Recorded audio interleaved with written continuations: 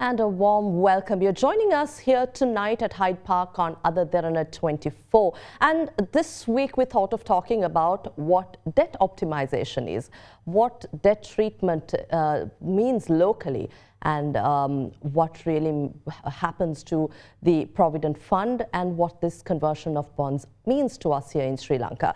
To discuss this, I've invited to our studios to join us personally in person. I've here with me Mr. Ravi Abeysuriya, CEO and Director of Senfin Securities Limited, a former Fitch Ratings Managing Director, who will also shed some light into what internationally this means to us. At the same time, we have with us, joining us from Bangladesh virtually, Mr. Deshan Pushparajah, Managing Director, Country Head for CAL Bangladesh, a capital markets expert and a renowned expert in public and private sector capital markets. We'll talk about how international and investor sentiment is at this juncture to help Sri Lanka achieve sustainable economic growth. I'd like to start off with Mr. Ravi Abeysuriya. Just days back, we heard Fitch saying this debt treatment, the debt optimization proposal that received parliamentary approval and clarifications given about it is a crucial step forward for Sri Lanka, but there are certain complications that may arise. But before talking about the complications, what really is this debt treatment plan for us here when we talk about domestic debt? Yeah, so when we look at total domestic debt component, it is 12.8 trillion, which is basically equivalent to about 54.2% of our GDP and 42.3% of our total public debt. It's a significant amount even in local currency. In addition, we have the foreign debt as well. So what the domestic debt restructuring, which has been termed as voluntary domestic debt optimization, is basically making this debt sustainable. Now, we have to anyway go for a haircut of the external debt, but for the domestic debt also, we have to consider, because we can't expect the debt sustainability to be achieved only by doing the haircut or restructuring the external debt. So now when the government and the central bank look at how to go about domestic debt restructuring, they have to adopt the least impactful methodology to make sure the economy starts growing. Now we have had serious impact, or I would say unprecedented impact to our economy, because we defaulted on our loans in April 2022. So thereafter we saw the chaos that was created, and if we have some impact onto the banking system, that will also have another major impact, catastrophic impact on the economy, because banks are already stressed, and if we are to do this in a way which is minimum impact to the economy, it has to be done where we have long-term money. So the long and short is debt restructuring has to be done in a way which is least impactful to the economy. I'd also like to turn to Mr. Deshan Pushparajah, who's joining us from Bangladesh. Now, the central bank projects economic growth for the next 5 years, with output recovering to 5% by 2027 compared to 3.1% as projected by the International Monetary Fund. With all this, I'd like to probably start off asking you what the sentiment is there when you deal with international investors, international market participants, especially with Sri Lanka reaching some consensus in terms of domestic debt restructuring. Thanks, Indeewari. So I think the general perception of investors at the moment is largely very positive.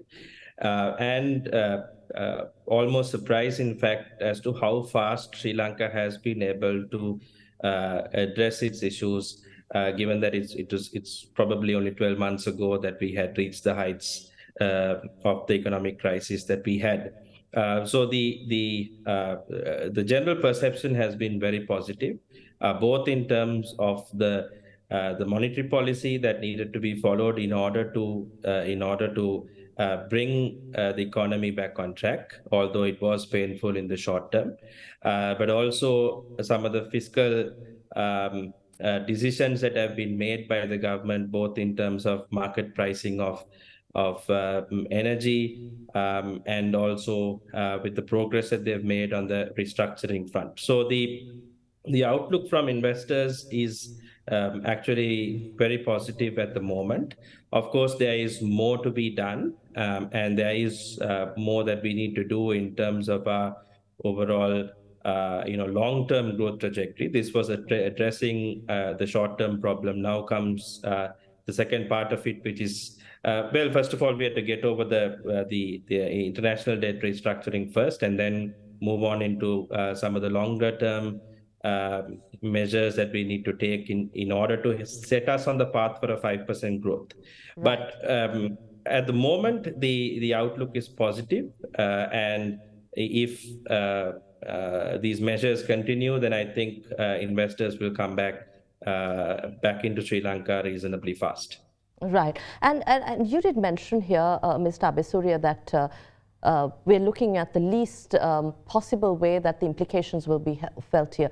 There is talk about the banking sector stability, questioning about the stability of the banking sector in the longer term, EPF funds. But before talking about the EPF funds, let's talk about the banking sector.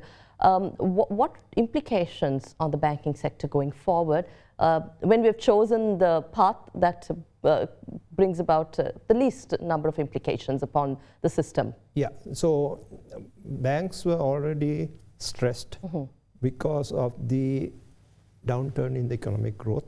We have so many SME sector companies not being able to service their loans. So as a result, the non-performing loans continue to increase. In addition to that, the banks were affected by the international sovereign bonds and Sri Lanka development bonds, SLDBs. Both these two will be considered in some way or another for the restructuring. We know international sovereign bonds, ISPs, will most probably have a haircut or some kind of a major extension, which has been already provided by the banks because they anticipated that. Likewise, the Sri Lanka development bonds, there could be, under the proposals, conversion to rupees. So as long as the banks are willing to accept rupees, they will be able to get the rupee amount in treasury bonds. But they can also opt for dollars. But then you have to have a, I think, 9-year grace period and a very low interest, 4% for the dollar. So most probably all banks will accept a rupee conversion. So the banking sector was the one that could have got seriously impacted if there was a domestic restructuring through the bonds, sovereign bonds of the country. Now this has been completely excluded. But the fear was if the domestic restructuring went through, through the government of Sri Lanka bonds, then the banks would have had to provide additional money because if there's a haircut or some kind of extension or a coupon rate cut, that is the interest rate, then there will be some kind of day one hit, which will be so high, it will impact the bank's capital adequacy ratios. So you have to recapitalize and ask for shareholders to put additional money. These could put the banks at jeopardy. And if you know what happened in Lebanon, when the banks, people get kind of jittery or concerned about banks, they line up to withdraw money. And that itself could make the banks fail. We saw that in US happening, 2 banks failed. So in recent times, we did see, just last week, a lot of social media campaigns asking people to withdraw their fixed deposits. Now, if we address concerns of a layman here who doesn't understand what a haircut is, who doesn't understand what this conversion means, how would you explain to them whether their fixed deposits will be harmed or not? There have been clarifications by the central bank governor and president as finance minister as well that there would not be any harm caused to it. But I think more clarification is required to the general public. on what this really means. Okay, very clearly there will be no impact whatsoever to the depositors, be it savings accounts, fixed deposits, because the banking system has been spared in the domestic debt restructuring. So that should be understood by everybody. There is no risk for their deposits. Right. The risk is being mitigated by the way the domestic restructuring has been proposed by the central bank and now passed by the parliament. Next will be we going into the external creditors to negotiate the external debt restructuring. So if they are happy with what we have taken as the domestic restructuring hit, they will be also willing to undertake some kind of a restructuring. We have 3 targets to achieve, Right. which is more or less stipulated by IMF, but it's good for the country. One is we have 128% of our debt as percentage of GDP as our debt, which has to be brought down by 2027 to 2022 period to 95% of our GDP. That target has to be achieved. The second target is we have to achieve the gross financing needs. What does that mean for the layman is how much of additional financing we will require in the period going forward. So that has to be also reduced, because we know, everybody should know, our revenue is not sufficient to meet our expenditure. Right. Which is why we're here. Which is why we are talking all this. So when you have that kind of situation, you have to keep on borrowing. So we have to bring that borrowing need, gross financing need, and how much financing you need. So that has to be brought down from 34.6% of GDP to 13% of our GDP. It's a serious reduction. And the next is foreign debt financing, which has to be brought down from 9.4% of GDP to 4.5% of GDP. These 3 targets has to be achieved. Now, if we are to achieve this, we have to do not only external debt financing, we have to do domestic debt restructuring, sorry, not financing, Right. restructuring, so that we bring down or we come to these targets. Now, which is saying these are very challenging. Yes. And unexpected things can happen, and we have historically gone, I think, 16 times to the IMF. Why? Because we didn't follow the restructuring, or I would say major structural changes the economy need to be done. You have to have political will to do that. And that's where we fail. I'd like to turn to, I think, Mr. Deshan Pushparajah will have something to add to it, especially when we talk about the risks from a risks perspective here. What views do international investors have, especially when we talk about Sri Lanka's commitment to implementation of IMF recommendations? Especially, we did see the World Bank recently, just days back, also dispersing its first tranche of country partnership framework, and they say they have conditions that if upon Sri Lanka's successful completion of the IMF arrangement, that there will be more funding. When we talk about that, what is the risk here for Sri Lanka, and how much of confidence do international investors have in our markets? So I think the confidence levels have increased in the last 6 to 12 months, given the fact that we have followed through on a lot of our commitments, both to the IMF as well as in terms of our creditors as well. But there is still a long way to go. As Ravi said, we have been to the IMF 16 times before. There have been many reforms that have been agreed to and committed to, but have not been followed through with because of political will. So there is still a lot more to go, especially in terms of state sector reform, and also commitment to continuing the market pricing of energy, which has always been political kryptonite. It's been working well for the last 6 to 12 months, but there has to be a commitment to continue some of those. So it certainly has increased in the confidence levels have increased in the last 6 to 12 months, and there is some cautious optimism that the rest of the reforms will be followed through as well.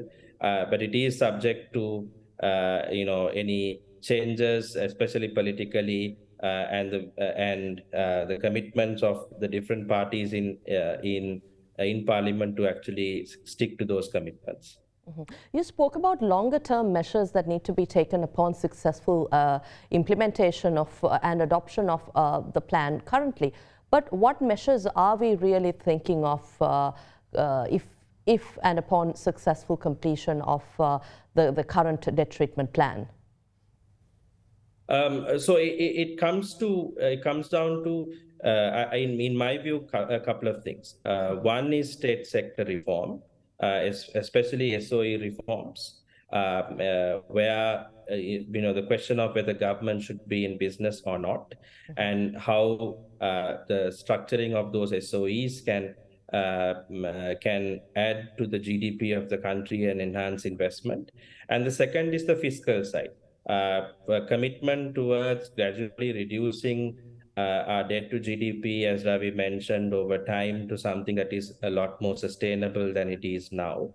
And that requires a commitment both in terms of restructuring and probably listing or sale of certain assets, also in terms of ensuring that the market pricing, especially of energy, which has been one of the biggest drainers of state coffers for many years, commitment to keeping to some of those as well would be, I would think, the two major reform processes that need to continue for the next few years. And to be honest, in that sense, the less government does over time, the better, and allowing more private sector involvement to come in, and for the government to then focus on integrating us to the global economy.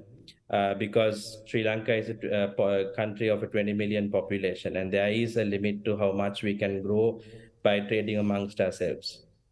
So the long-term strategy needs to be to become part of the global supply chain. There has been resistance in the past to signing comprehensive economic agreements with trading partners, but some of those, if we can get done, can become our next biggest surge of growth. Right. Since we've been talking about the restructuring plan, again, I'd like to ask you what the sentiment is among investors overseas, especially when we talk about and hear from Parliament, the opposition saying that this is very unfair on international bondholders, on pensioners in Sri Lanka. So how is this viewed there? We'd like to ask you. I think international bondholders wanted some level of equitable treatment where domestic debt holders take some part of the burden. So they will be happy to see that that has happened. And I think they are more likely to agree to a haircut and certain structural changes to their bonds on the basis that pain has been shared in a reasonably equitable form. Now, within the domestic debt holders, I don't think international investors will have too much of a view on who should and should not have taken the burden. I think they'll take a pragmatic approach to this. And the pragmatic approach is, as Ravi said, is that, yes, the equitable treatment may have been to place the burden across all bondholders, but the reality is doing so would have impacted the banking system, and the banking system is what you really need in order to get growth back on track. So I think foreign investors would have appreciated the fact that the banks were not affected by this, because if the banks start lending, have the ability to start lending, now with interest rates having come down substantially in the last month or so, especially in the last week, the economy can get a kickstart. And for the economy to get a kickstart, you need the banks to aggressively go out and lend. Mr. Abeysuriya, you might have something to add to this as well, as we talk about SOE reforms and then agreements at the same time about the EPF here. Maybe we'll touch upon the EPF and talk about what this concern really is about, because this is a major slogan in political campaigns, the EPF funds.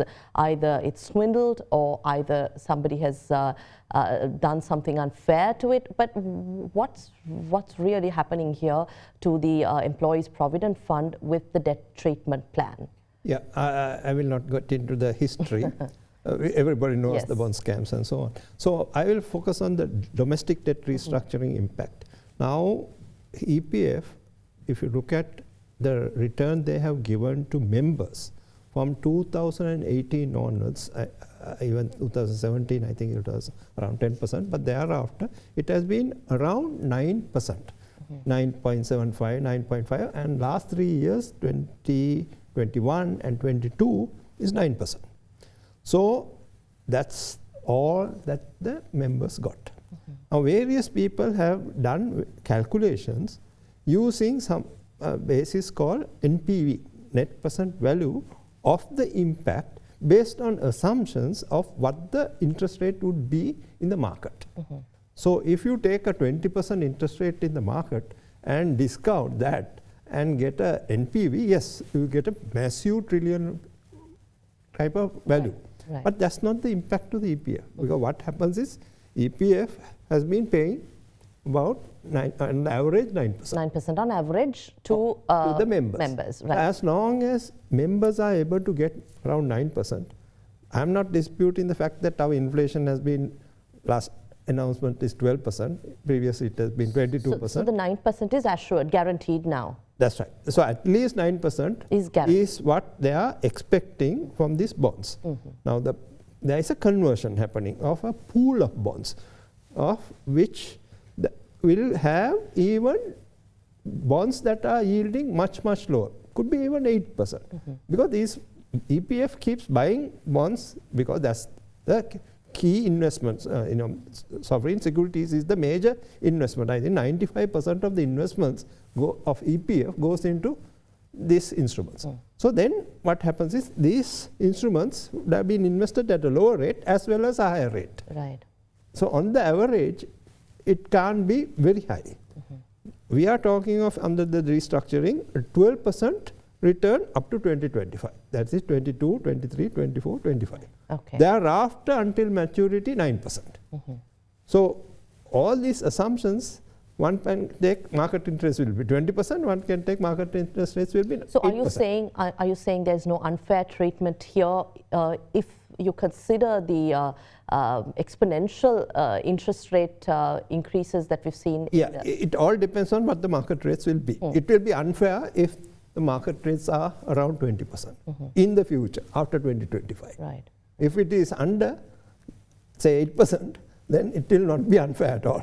You are getting even a better rate. Because see, what you have to compare is what is the market rates and liquidity.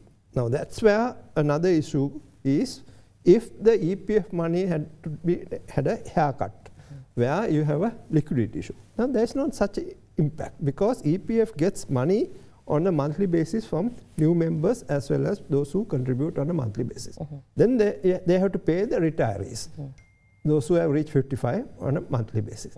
So this difference, they have always a positive, unless you find hell a lot of people retiring suddenly, which is very unlikely to happen. Or people are getting out of Sri Lanka and going, all us go and get jobs abroad. So these are very extreme scenarios where we will have a liquidity issue or a major impact on our returns. So these are the two issues that will matter to EPF, and most of them consider even EPF as a tax. So, but this is the retirement money of the private sector.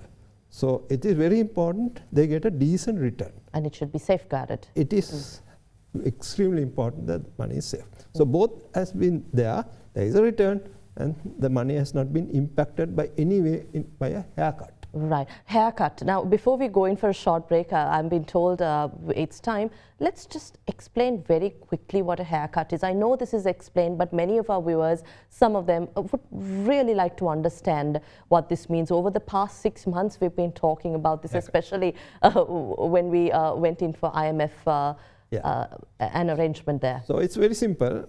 If you put money 100 rupees and you get 70 rupees, there's a 30% haircut. So simple as that. So you get much less than what you put. The principal is cut. So when you invest in any fixed income instrument, usually you expect the principal to be paid. And on top of that, the interest rate. Now here what happens is the principal is cut. And it can be 30%, it can be any amount, 40%, whatever. So we are expecting for the foreign investors or external investors to take a 30% haircut. 30% means they had invested 100, they will get only 70. Shouldn't they be concerned? They will be. That's why if they are to take this, domestic debt restructuring also has to be done to make it equitable. But the fact is, the way it has been proposed is something which the country can bear, plus generate economic growth. Again, there is no impact on depositors at local banks. Whatsoever. Okay, I think it's time we take a short break. We'll return to speak with Mr. Deshan Pushparajah and Mr. Ravi Abeysuriya, who are capital market experts and experts in the economic and financial scenario. We'll be back right after this break at Hyde Park on AdaDerana 24. Just stay with us.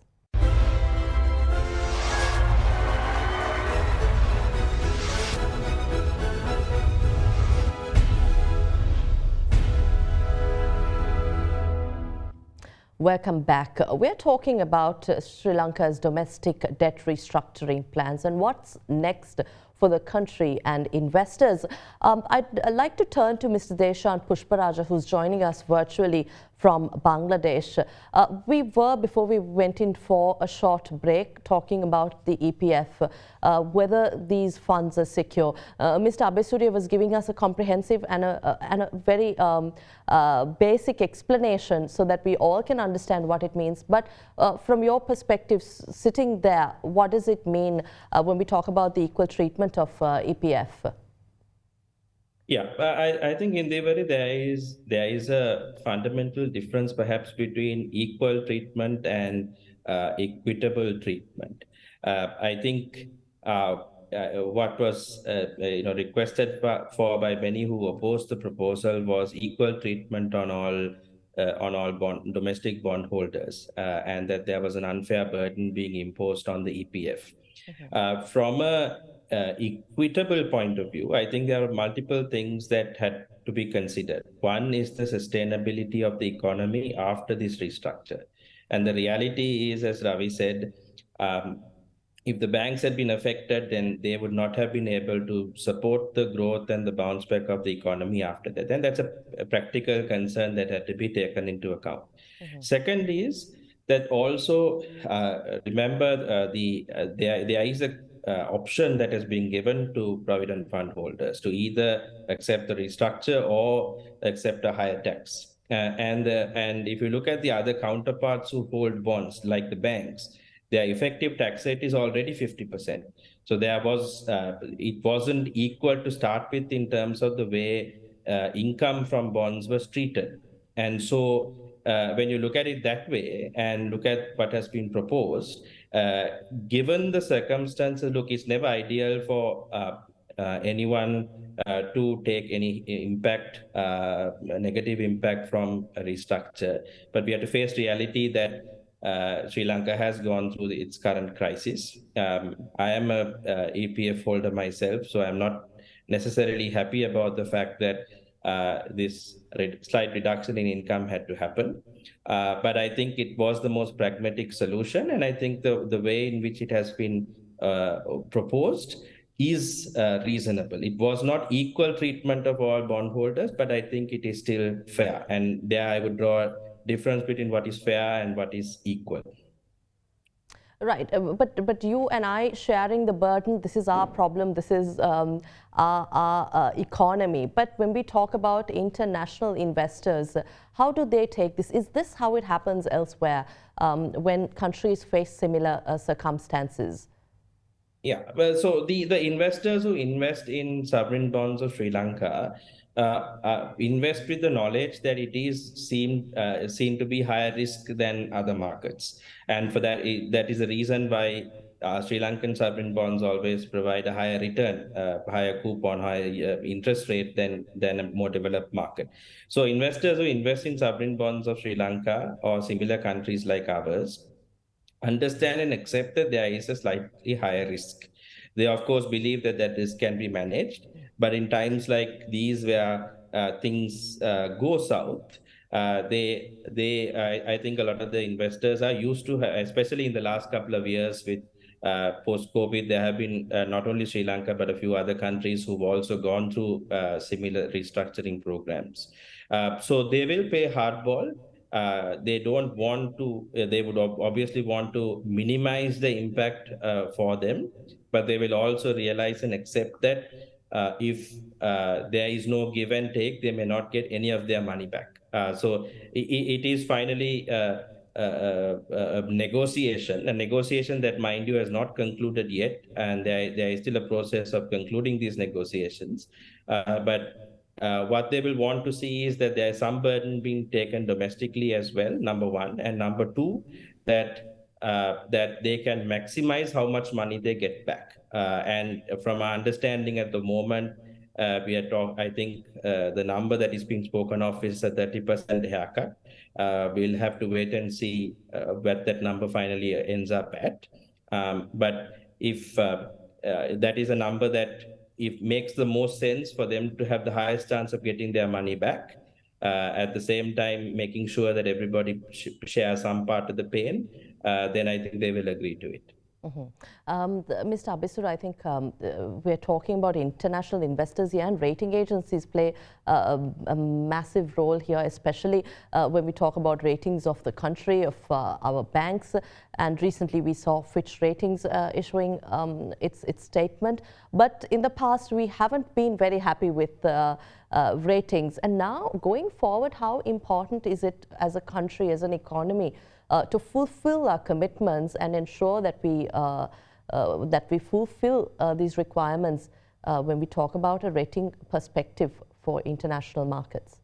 Yeah, international investors, be it when they are investing in any kind of instrument like sovereign bonds, or for that matter, they're investing in the country, they look at the country rating. And the rating agency usually talks about how the macroeconomic and the political scenario is impacting the economy. So we saw rating agencies very proactively downgrading us long before the people in Sri Lanka realized we are heading for disaster, because they can foresee very clearly the way the economy is managed, that we are going to hit the wall. So now it will be the opposite. Hopefully, if we do the right restructuring, structural changes, we will see the rating upgrades happening. As we go along, first of all, we have to agree with the international creditors and start repaying our debt at some point in the future, maybe next year, so, or even later. But as we start, we will have our rating upgrades happening. And that will be a very positive message for the international community to start looking at Sri Lanka. And also, we should see some economic growth happening. We have negative growth last year, and this year too. We are expecting at least this year also to be negative -3 or something. So next year we will. So if we really do well, we could go towards 5%, or India is already around 6%. So that's exactly what we should be aiming at. Plus, we need to really drive the exports, because our trade balance will get impacted again if the rupee, we have more imports and less exports. So we have to encourage a lot of companies to export. So these two things are very important to get the exports going. That's why trade agreements matter. And the country's economy starts growing. Everybody will benefit. That's why, we talk about DDR, and one side the politicians talk something, whereas the majority of the public realize if there is economic growth, all will benefit. Right. It's the private sector that's really running this economy. And how do you feel is the sentiment among the public, the private sector, especially when the politicians on the other side are discussing and debating this in Parliament? But how is this taken among the private sector? Well, private sector wants the governments to be out of business, as Deshan very clearly said. Now, that process is ongoing. We are talking about establishing similar to Singapore, Tamasak, a holding company structure, so that at least the 52 strategic government-owned undertakings will come into the holding company. The most important thing when it comes to SOE reforms is preventing political interference. Right.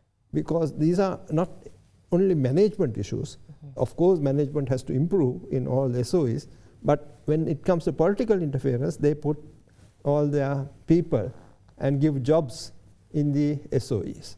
Unfortunately, that has created a bloated public sector, as well as there are public sector institutions that have been continuously making losses, as Sri Lankan Airlines. And now with IMF pressure, they're looking at selling Sri Lankan Airlines or some kind of a joint venture, as well as market-based pricing for CB and fuel, CPC. So these are the biggies that has brought us into this debt default, because we just keep on borrowing to meet the expenses of loss-making SOEs. Even if the SOE is making profits, still there is a lot of political interference.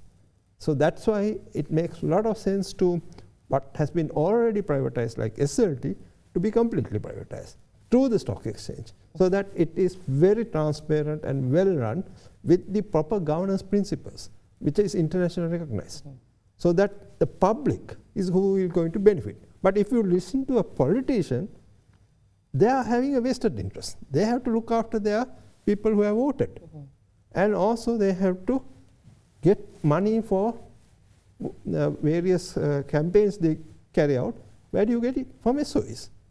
So these are the two, and also we have to recognize officials and unions. They all will look after their interests, personal interests. So if the public believes the politicians, as well as the union heads and the officials, then you are going on a completely wrong track. And that's what we have been doing over 70 years. Other countries also took state institutions as the most viable option, but they realized in no time that socialism doesn't work. Right. We have left with only 2 countries. So that's why we have to change. We have to change with the right track and manage these very efficiently, which is possible where Singapore, Malaysia all have done through this holding company structure, which is the way to go. Right. You mentioned the Temasek holdings of Singapore, a good model for Sri Lanka's SOE reforms. We have a separate unit established to look at the reforms to our state-owned enterprises. Mr. Pushparajah, I think you might have something to add to this. You spoke about SOE reforms earlier, but I'd like to ask you how we can also draw some comparison from success stories elsewhere, especially when we talk about transparently managing this reform process. I think Ravi had already mentioned a few examples, such as Singapore and Malaysia, who have done this effectively. And even our closest neighbor, India, has gone through a very long drawn over more than a decade now of systematically either privatizing or listing its state-owned enterprises. And that has done multiple things. It's done wonders to make these companies themselves more efficient. And also because they are by nature very large, even in Sri Lanka, some of the largest entities in the country are state-owned enterprises. So when you have large enterprises, they can also draw in large amount of foreign investment into those as well. So both in terms of restructuring the companies themselves, but also being able to then use that as a conduit to both raise money for the government as well as bring in foreign investors into the country. I think it's you know, our neighbor, we don't have to look too far. Our neighbor India has done an incredible job of having done that. The other examples are Vietnam, where they again listed a lot of the state-owned enterprises. So I think in this region, we have enough examples to follow of how a good SOE restructuring and reform program works. And it needs to be followed by 1 or 2 other things for it to work for the country. In my view, SOE reform on its own is not sufficient. There are 2 other commitments that need to be made. Number 1 is if we move a state-owned enterprise, which is a monopoly today, and give it to the private sector, and keep it as a monopoly, that's not going to benefit anybody. We are creating the same problem again, except now that someone in the private sector is making huge arbitrage profit. So one commitment when privatizing or bringing a better structure to SOEs. The other commitment that needs to be made is monopolies need to be broken. Only if monopolies are broken can everything become more efficient. And as for us as Sri Lankan consumers, Sri Lankan citizens, we can enjoy the best of everything if monopolies are broken. And the other is pricing reform. No point bringing in a lot of private sector investors into key areas and then telling them you can't sell something beyond a certain price. Then nobody will want to sell, because business is there to make profit. You have to allow market prices to prevail. So I think it's these three things: reforming based on models that have been established in the region. It is very possible, but also committing to pricing reform as well as ensuring that all monopolies are broken. I think this is what is the real catalyst for success. Right. I'd like to turn to Mr. Abeysuriya as well on the very same question to ask you really the question of transparency. And Mr. Pushparajah spoke about energy sector reforms. We're looking at opening up the market with more distributors coming in, but is that really sufficient? What more can we do? And talking about pricing mechanisms, we faced the most difficult challenges a country could during the past year because of these very difficulties and the lack of mechanisms that brought about a comprehensive network or pricing platform here. So how do you look at this going forward? Yeah, I think Deshal is absolutely right. What we need to look at it, even if we look at private, now we saw clearly in the CPC structure that was adopted is inviting other players to come in and compete, because when you have a duopoly, that is CPC and Lanka IOC, we didn't see exactly the benefits accruing to the consumer. More or less all the benefits went to Lanka IOC of the inefficiencies of CPC. Right. So what we want is proper competition. So that is why Deshan said there has to be price competition. And also what I strongly believe is that we have enough and more very good examples like Tire Corporation, Ceramic Corporation. These are now running like private sector institutions, not like private institutions, extremely well. People have a choice, either you want to buy Calni Tires or something else. But Calni Tires and SIAC, now it's called SIAC, is extremely good. So you can compete with imports, and majority are buying those tires because we had a scarcity. Same thing with ceramics. So this is a classic example. Sri Lanka itself has done it. It is just that we didn't have the political will to do the rest. Now there is no choice because we defaulted on debt. Now somebody else comes and says, do this. Because otherwise politicians are very reluctant to do the right thing.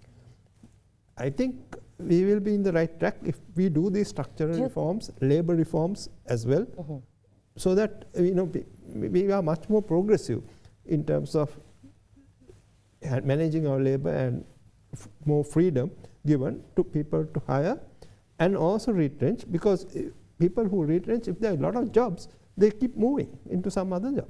Now only choice is to run away from the country. That's why people are migrating at a massive rate. But when we talk about these reforms, you mentioned privatizing and you can buy if it works for you. For a foreign partner, does Sri Lanka's investing in Sri Lanka, partnering with these entities really, is there an appeal right now? Absolutely. There is a lot of appeal because efficient and well-run companies can make much more profits when they see the fat waste that is happening to share inefficiencies. Right. Because when you want 10 people, you have 1,000 people. Like look at the difference between CPC and Lanka IOC. I don't think you don't need to go any far. Right. So that fat goes away, and then they also can make money. And also when they make money, government taxes are there for the government to benefit. Now people think our private sector means everything is taken away. No, you have to pay at least 30% tax on any corporate today. There's no exceptions. Right.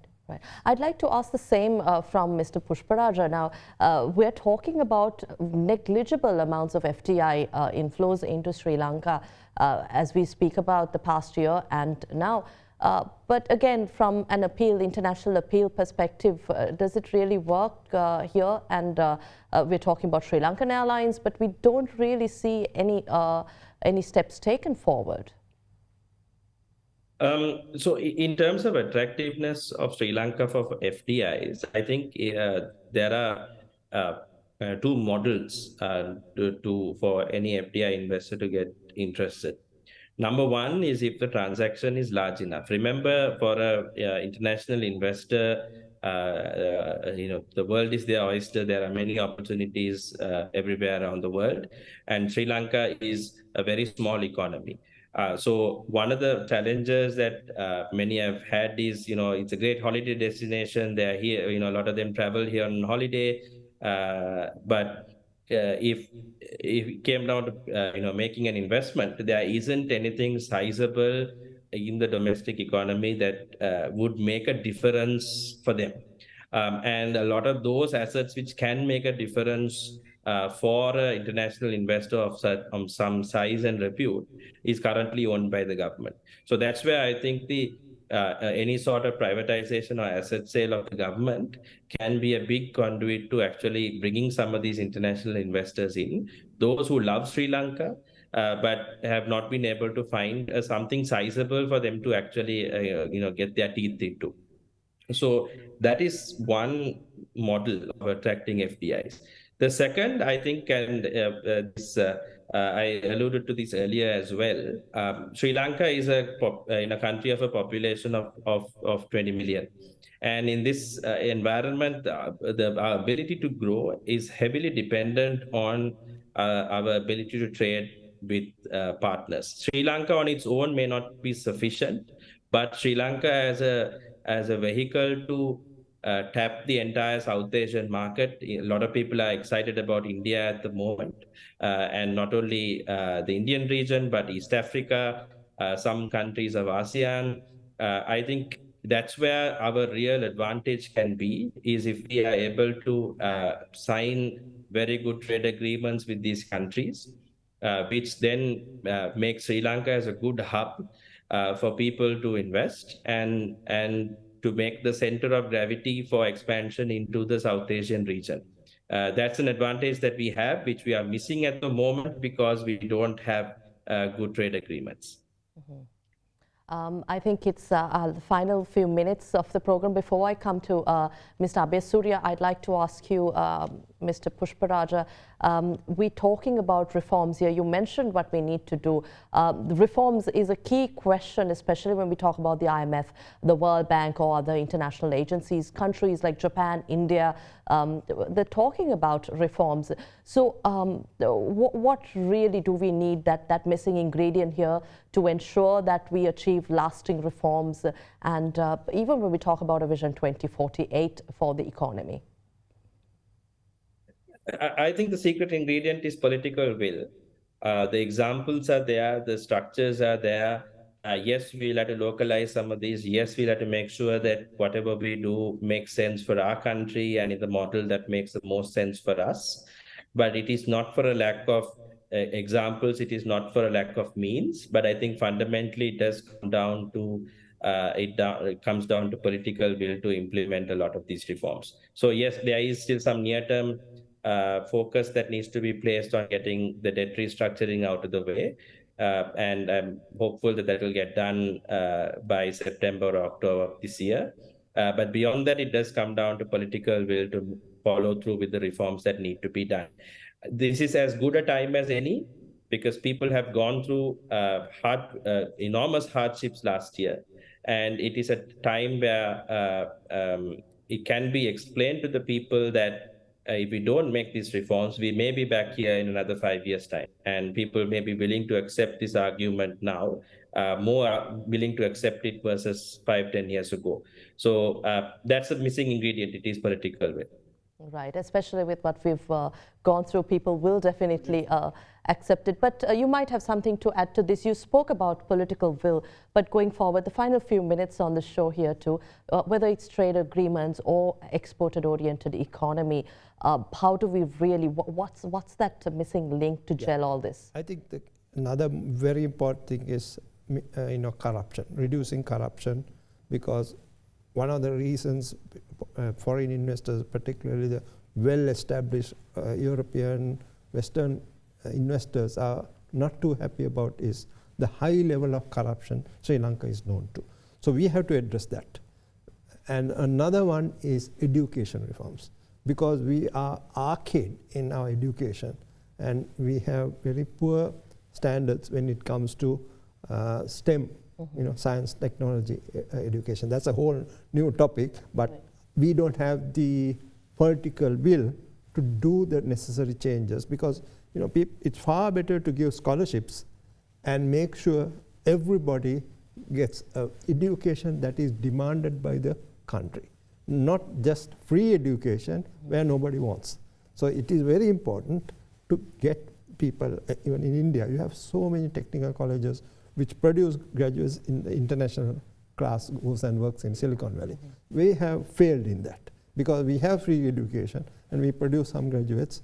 Some are very good, top not, but most of them go away, like doctors, engineers, but we have a lot of arts graduates. Whereas what we need is those qualifications that is needed for the country to go forward. And financial literacy. Huge issue. People don't understand basic stuff like debt restructuring, because they themselves don't understand and they are up to their neck in debt. You take SOEs also, SMEs also like that. They kept on borrowing and borrowing and borrowing, and when a COVID-19 type of hit comes, they're wiped off because they have extended their debt to so much and they are in a debt trap. So this is financial literacy. That's why I very strongly believe education reform has to go hand in hand so that they are politically literate to send the right set of people to the parliament. Certainly. Thank you very much for your time here at our studios and also for joining us virtually. We had with us Mr. Deshan Pushparajah, an internationally renowned expert in public and private capital markets across both buy and sell side. He is the Managing Director, Country Head at CAL Bangladesh. So thank you very much for joining us virtually here tonight. We also had with us, thank you, we're also joined by Mr. Ravi Abeysuriya, the CEO and Director of Senfin Securities Limited, with over 2 decades of experience in top management positions in private equity investments, credit rating and investment research outsourcing. He was also the former Managing Director for Fitch Ratings. So thank you very much to both parties for really enriching this conversation and for enlightening our viewers about these issues. I think it was just after this crisis that we really talk about and spoke of what it really means to go to an IMF, because we didn't know that we had even obtained IMF support for 16 years before. So thank you very much, gentlemen, for your time here at Hyde Park. Thank you. You're welcome. We had with us capital market experts joining us to talk about debt restructuring and the way forward for Sri Lanka. And next week, we'll talk about a similar topic of current importance to the viewers. And we'll see you again at the same time at Hyde Park on AdaDerana 24. Have a pleasant evening. Good night.